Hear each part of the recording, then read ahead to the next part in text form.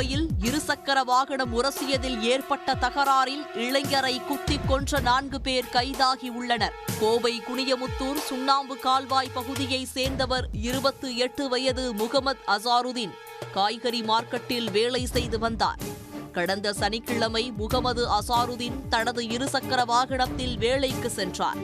அப்போது குனியமுத்தூர் வகாப் petrol bunk அருகே வந்தபோது அவ்வழியாக சென்ற இருசக்கர வாகனம் மீது அசாருதீன் சென்ற வாகனம் மோதியதாக தெரிகிறது. அப்போது மற்றொரு இருசக்கர வாகனத்தில் வந்த நபருக்கும் அசாருதீனுக்கும் இடையே வாக்குவாதம் ஏற்பட்டுள்ளது. இதில் ஒருவர் தாக்கிக் கொண்டனர். பின்னர் ஞாயிற்றுக்கிழமை அதே பகுதியில் நடந்த நிகழ்ச்சி ஒன்றுக்கு அசாருதீன் சென்றுள்ளார்.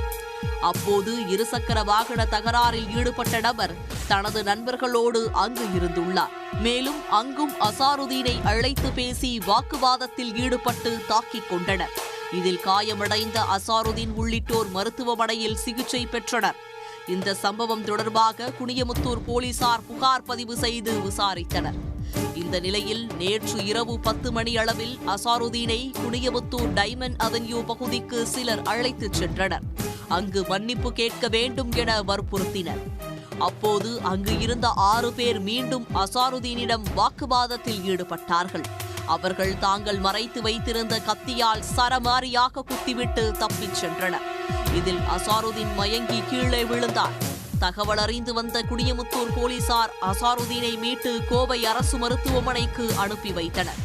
அங்கு தீவிர சிகிச்சை பிரிவில் இருந்த அவர் நள்ளிரவு சிகிச்சை பலனின்றி உயிரிழந்தார். சம்பவம் தொடர்பாக வழக்கு பதிவு செய்த போலீசார் அதே பகுதியை சேர்ந்த ஜூட், மன்சூர், சதாம், அப்பாஸ், சம்சுதீன், முகமது ரஃபீக் ஆகிய 6 பேரையும் தேடி வந்தனர். இதில் 4 பேரை பிடித்து விசாரணை மேற்கொண்டு வருகின்றனர்.